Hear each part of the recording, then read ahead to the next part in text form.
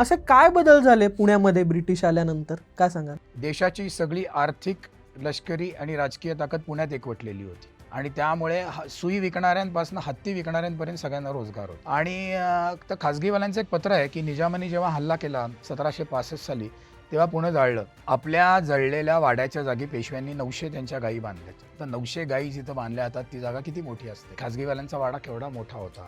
शुक्रवार पेठेचा ब्रिटिशांनी सर्व्हे केलेला आहे आणि त्यामध्ये त्यांनी शेळ्या मोजल्यात, उंट मोजलेत, घोडे मोजलेत, हत्ती मोजलेत आणि प्रत्येकाची छोटी पिल्लं मोजली आहेत. ती मेल फिमेल आहेत का मोजलेत. त्या सर्व्हेमध्ये घोडे आणि हत्ती दिसत नाही.